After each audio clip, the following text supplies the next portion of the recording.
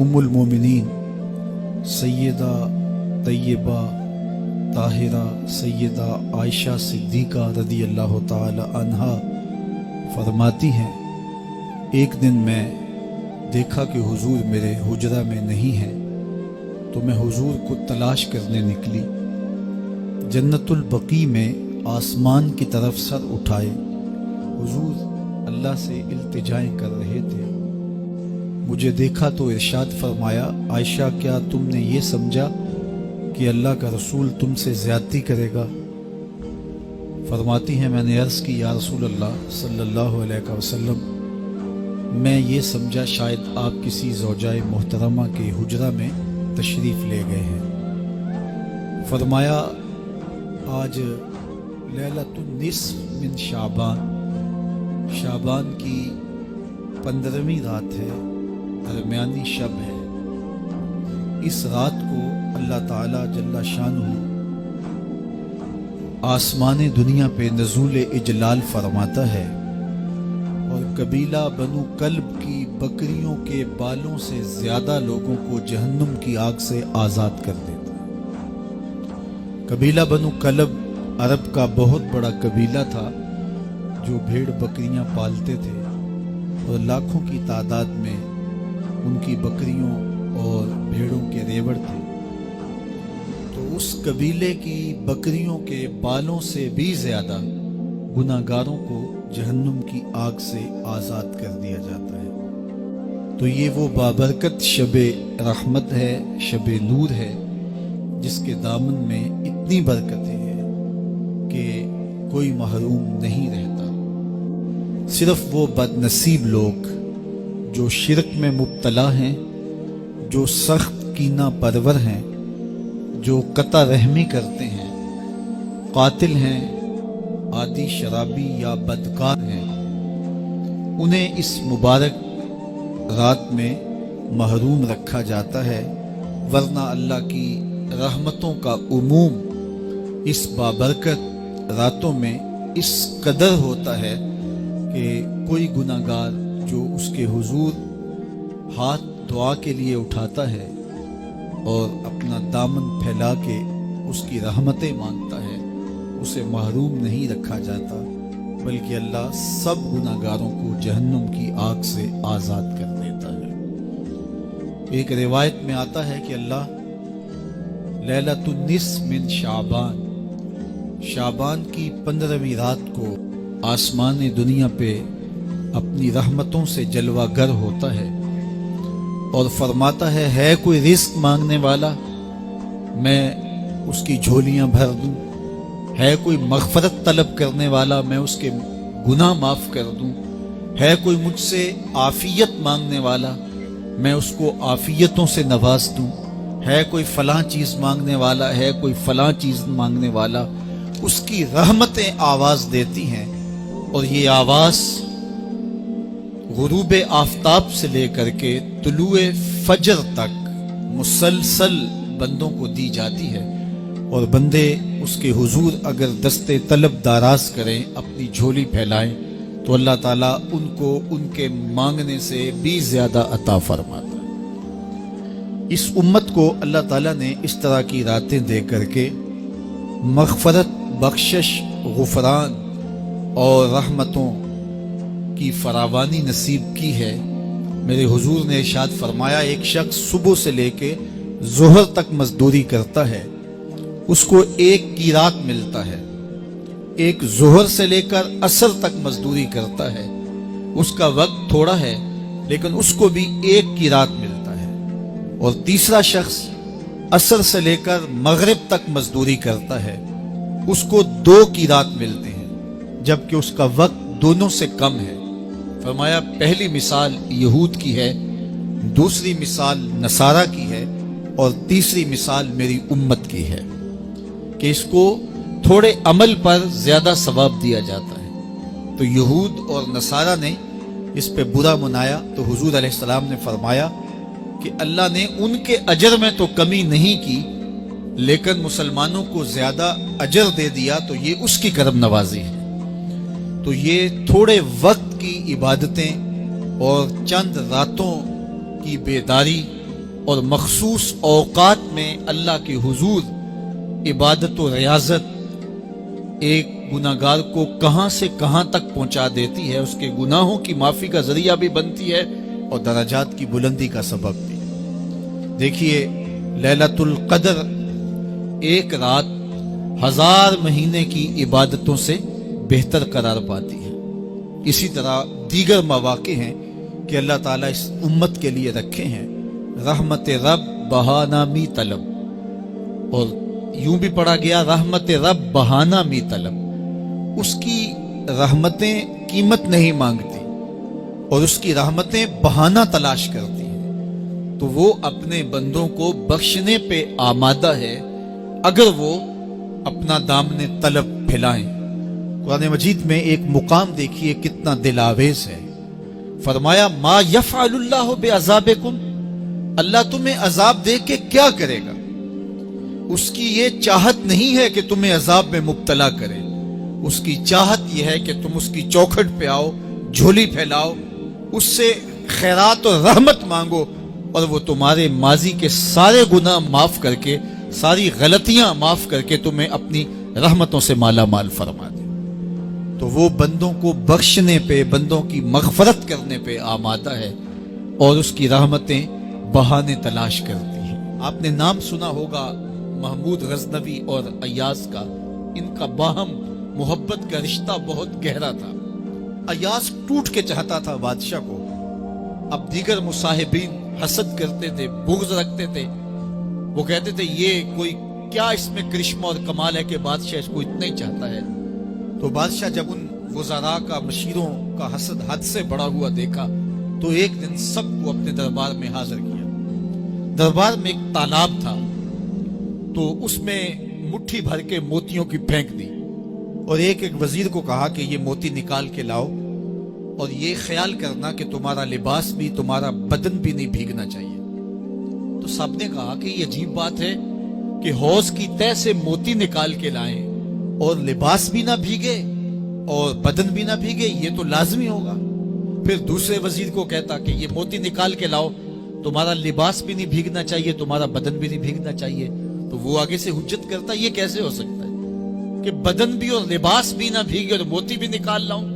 تیسرے کو، چوتھے کو، پانچویں کو، ہر ایک آگے سے حجت کرے، یہ کیسے ہو سکتا ہے؟ پھر ایاز آ گیا، تو بادشاہ نے ایاز کو کہا کہ یہ موتی نکال کے لانے ہیں اور تمہارا لباس بھی اور تمہارا بدن بھی نہیں بھیگنا چاہیے۔ ایاز نے فوراً چھلانگ لگائی اور موتی نکالے۔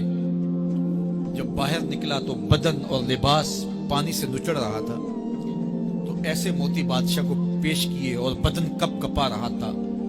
تو بادشاہ بڑے غصے سے کہا کہ ایاز تمہارا بدن بھیگ گیا، تمہارے کپڑے بھی بھیگ گئے، میں نے کہا تھا لباس بھی نہیں بھیگنا چاہیے، کپڑے بھی نہیں بھیگنے چاہیے۔ تو ایاز بڑی لجاجت سے عرض کرنے لگا بادشاہ سلامت، آپ کے 2 حکم تھے، ایک یہ کہ موتی نکال کے لانے ہیں، دوسرا حکم یہ تھا کہ لباس اور کپڑے بھیگنے نہیں چاہیے، تو ایک حکم میں نے پورا کر دیا ہے، دوسرے کی معافی چاہتا ہوں۔ تو صاحب اللہ نے حضرت انسان کے سینے میں جذبات کا ایک جہاں آباد کیا ہے، شیطان کو بھی انسان کے پیچھے لگا دیا اس کی آزمائش کے لیے، اس کے امتحان کے لیے، نفس بھی اس کے اندر موجود ہے، اور دوسری جانب اس کو گناہوں سے منع بھی کیا اور نیکی کی تلقین بھی کی۔ اب کتنی مشکل زندگی ہے حضرت انسان کی، آئی جان شکنجے اندر جویں ویلنے دے وچ گنا، کتنی مشکل زندگی ہے۔ خواہشیں ہیں کہ آوارہ ہیں، آرزویں ہیں کہ بے قابو ہیں، اور دوسری جانب اللہ کا حکم ہے، اب کیا کرے؟ تو گناہ کرنے کے بعد پھر اللہ کے حضور توبہ کر لے، جو ممکن ہو وہ نیکی کرے اور گناہ سے مقدور بچنے کی کوشش کرے، لیکن بشری تقاضوں کے تحت اگر اس سے گناہ کبھی سرزد ہو جائے تو اس پر اکڑے نہ اور اس پہ مصر نہ رہے، اس پہ اصرار نہ کرے، بلکہ فوراً اللہ کے حضور توبہ کرے۔ گناہ کرنے کے بعد بندہ جب توبہ کرتا ہے، التائب من الذنب کمن لا ذنب لہ، تو وہ ایسے ہوتا ہے جس طرح اس نے گناہ کیا ہوا ہی نہیں۔ بندہ 100 بار گناہ کر کے توبہ کرے، اللہ 100 بار معاف فرما دے۔ وہ کریم ہے، 70 ماؤں سے زیادہ پیار کرتا ہے۔ تو بندے اس کی دہلیز پہ جب توبہ کرتے ہیں، رجوع کرتے ہیں اور اس سے معافی مانگتے ہیں، تو وہ یہ نہیں دیکھتا کہ یہ گناہ گار کتنا بڑا ہے، وہ یہ دیکھتا ہے کہ یہ میری دہلیز پہ آیا ہے اور اس کے ما قبل کے سارے گناہ معاف بھی کرتا ہے، بلکہ گناہوں کو بدل کے نیکیوں میں بھی تبدیل کر دیتا ہے۔ آئیے اب قرآن مجید میں ان لوگوں کی کہانی بھی پڑھیے جو اپنی زندگی کو اپنے مالک کے نام لگا چکے ہیں، اور ان سے اگر کوئی معاملہ سرزد ہو جاتا ہے تو وہ کس قدر اللہ سے ڈرتے ہیں۔ والذین یؤتون ما آتوا وقلوبهم وجلة انہم الی ربہم راجعون، فرمایا کہ وہ لوگ جب ان سے کوئی خطا سرزد ہو جاتی ہے، کوئی گناہ ہو جاتا ہے، تو ان کے دل لرز جاتے ہیں، خوف خدا سے وہ کانپنے لگ جاتے ہیں۔ انہم الی ربہم راجعون، تو وہ اپنے رب کی طرف رجوع کرنے والے ہوتے ہیں۔ اگر ان سے کبھی کوئی گناہ سرزد ہو جائے، ان سے کوئی غلطی سرزد ہو جائے، تو پھر اس پہ ضد نہیں کرتے، اس پر مصر نہیں ہو جاتے، اس پر حجتیں اور دلیلیں نہیں لاتے، بلکہ وہ کیا کرتے ہیں، فوراً اللہ کے حضور رجوع کرتے ہیں اور معافی مانگتے ہیں۔ اور اللہ کو یہ بہت پسند ہے کہ کوئی مجھ سے معافی مانگے، اور اللہ انہیں معاف کر دیتا ہے۔ اللہ اکبر۔ حضرت عبداللہ ابن مسعود رضی اللہ تعالیٰ عنہ فرماتے ہیں کہ مومن کی یہ شان ہے کہ جب وہ گناہ کر بیٹھے تو وہ یوں محسوس کرتا ہے جس طرح پہاڑ تلے آ گیا ہے۔ یہ اس کی کیفیت ہے کہ گناہ کرنے کے بعد، نافرمانی کرنے کے بعد اس کا دل لرز اٹھتا ہے۔ وَقُلُوبُهُمْ وَجِلَةٌ، ان کے دل خوف خدا سے لرزنے لگ جاتے ہیں کہ ہم سے یہ گناہ کیوں سرزد ہو گیا، یہ تو اللہ کی ناراضگی کا سبب ہے۔ تو حضرت عبداللہ ابن مسعود فرماتے ہیں یوں محسوس کرتے ہیں جس طرح پہاڑ تلے آ گیا ہے، اور پہاڑ ابھی گر جائے گا اور انہیں کچل دے گا۔ تو وہ جلدی جلدی تلافی کرتے ہیں، توبہ کرتے ہیں، رجوع اللہ کرتے ہیں تاکہ ہمارا گناہ معاف ہو جائے۔ اور منافق کی مثال بھی بیان کی گئی، جب وہ گناہ کرتا ہے تو یوں محسوس کرتا ہے جیسے بدن پہ مکھی بیٹھی تھی، ہلکے اشارے سے اڑا دی۔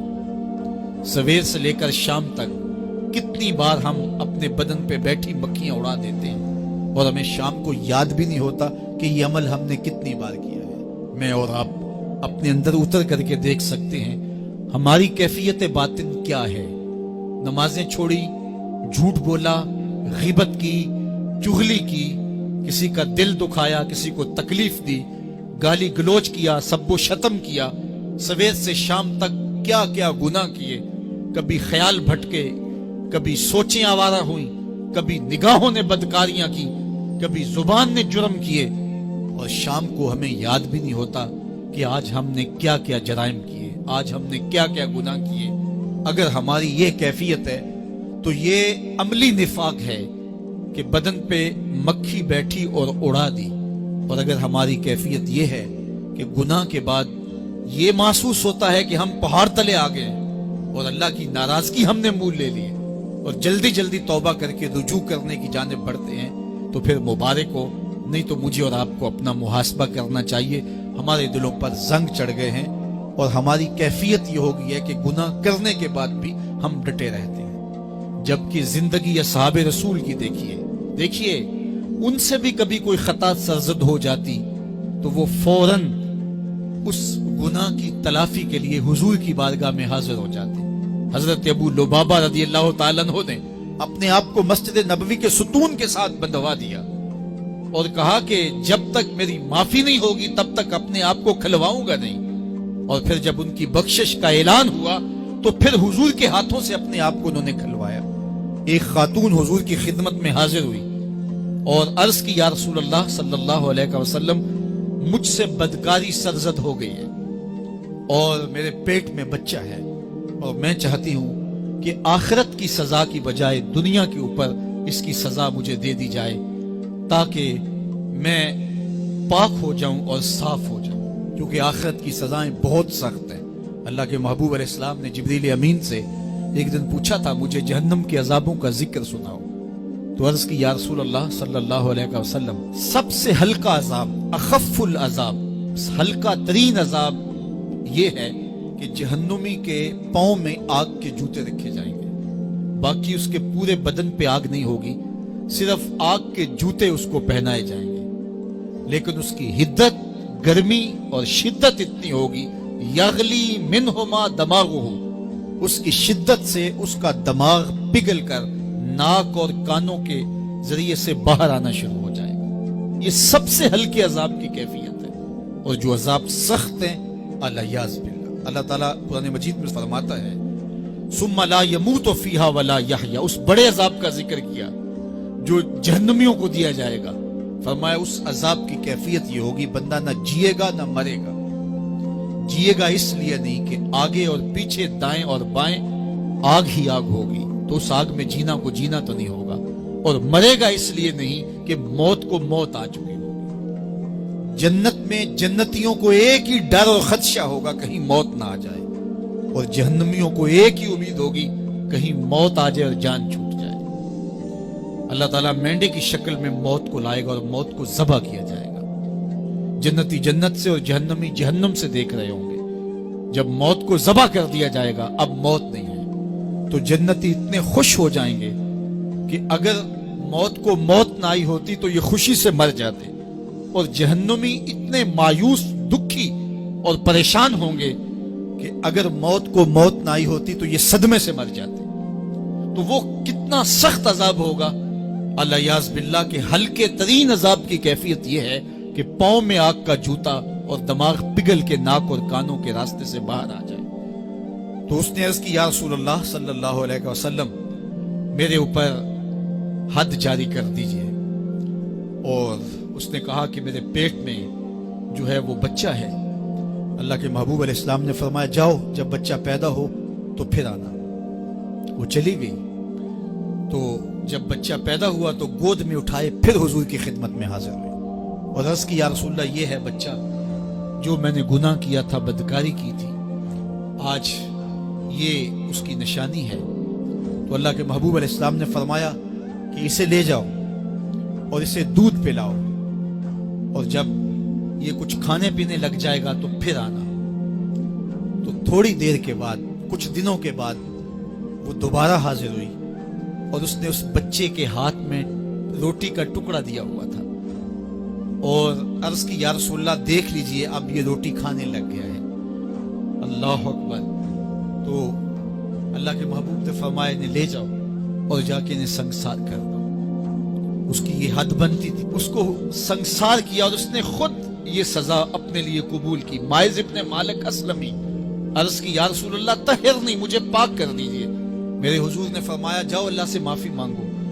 وہ گئے اور معافی مانگی، بے چینی اتنی تھی، پھر آ گئے اور عرض کی طہرنی یا رسول اللہ، حضور مجھے پاک کر دیجئے۔ فرمایا جاؤ اللہ سے معافی مانگو۔ وہ گئے، معافی مانگی، پھر پلٹ آئے، تیسری مرتبہ، چوتھی مرتبہ۔ آقا کریم نے فرمایا فیما اطہرک، تمہیں کہا اللہ سے معافی مانگو، کریم ہے معاف کر دے گا، تم پھر پلٹ آتے ہو، تمہیں کس جرم سے پاک کروں؟ قال من الزنا، عرض کی مجھ سے بدکاری ہو گئی ہے اور میں چاہتا ہوں کہ دنیا پر فارغ ہو جاؤں۔ حضور نے فرمایا کہ اس کا توازن عقلی تو ٹھیک ہے؟ عرض کی حضور صحیح الحواس ہے۔ کہا کہ یہ نشے میں تو نہیں کہہ رہا، کسی نے اٹھ کے منہ سونگا، کہا حضور ایسی بات بھی نہیں ہے۔ فرمایا تم سوچ لو کیا کہہ رہے ہو؟ کہا حضور جو میں کہہ رہا ہوں وہ سچ کہہ رہا ہوں، مجھ سے گناہ سرزد ہو گیا اور میں چاہتا ہوں کہ دنیا پر ہی فارغ ہو جاؤں۔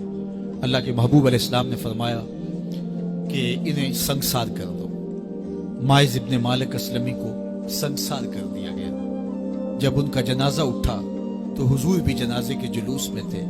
کسی کی زبان سے نکلا لو مائز نے گناہ کیا تھا، بس یہ بات سننے کی دیر تھی، اللہ کے محبوب کے چہرے پہ جلال آ گیا۔ فرمایا خبردار اگر کسی نے میرے مائز پہ بات کی، میرے مائز نے ایسی سچی توبہ کی ہے اگر روئے زمین کے تمام مسلمانوں میں بانٹ دی جائے لکفاہم، سب کی مغفرت ہو جائے، کہ انہوں نے اپنے آپ کو خود پیش کیا ہے۔ اب مائز ابن مالک کا جنازہ اللہ کے رسول نے خود پڑھایا، بلکہ مسلم کتاب الحدود میں ہے کہ ان کے جنازے کے دوسرے دن یا تیسرے دن حضور ان کے ہاں تشریف لے گئے، اور جب آقا گئے وہم جلوسن، تو لوگ وہاں بیٹھے ہوئے تھے، تو میرے آقا نے فرمایا استغفروا لمائز، مائز کے لیے بخشش اور مغفرت کی دعا کرو۔ تو یہ بات ذہن نشین کیجئے کہ یہ وہ لوگ تھے کہ جن سے کبھی کوئی گناہ سرزد ہو جاتا تو وہ جلد توبہ کرتے اور اس کی بڑی سے بڑی حد اور سزا بھی ہوتی تو وہ بھی کاٹنے کے لیے تیار ہو جاتے. میں اور آپ دیکھیں کہ ہماری زندگی میں اگر گناہ ہیں اور ہمیں سچی توبہ کی توفیق بھی نصیب نہیں ہے تو پھر ہم سوچ لیں کہ ہم کہاں کھڑے ہیں. دیکھیے اللہ دلوں کے بھید جانتا ہے. سچی توبہ یہ ہے کہ جو کیے پر ندامت ہو اور آئندہ نہ کرنے کا عزم مصمم ہو, پکا ارادہ ہو کہ یہ گناہ زندگی میں دوبارہ نہیں کروں گا. الگ بات ہے کہ پھر دوبارہ اس سے سرزد ہو جائے, لیکن جب وہ توبہ کر رہا ہو تو اس وقت اس کا پختہ عزم ہو اور اس کے دل کے کسی گوشے میں نہ ہو کہ چلو میں توبہ کر لیتا ہوں اور پھر ہو گیا تو پھر کر لوں گا. پکا عزم ہو کہ دوبارہ یہ گناہ نہیں کروں گا. اور اگر زبان سے توبہ توبہ کر رہا ہو اور دل میں ہو کہ ٹھیک ہے یہ تو صبح بھی مجھ سے عمل بد سرزد ہونا ہے, تو اللہ تعالیٰ سے یہ مذاق کرنے والی بات ہے. اور اللہ تعالیٰ سے جو مذاق کرتا ہے وہ کہاں کھڑا ہے وہ خود سوچ لے. وہ کیا کسی نے کہا تھا کہ توبہ کی پھر توبہ کی پھر توبہ کر کے توڑ دی, میری اس توبہ پہ توبہ توبہ توبہ کر اٹھی.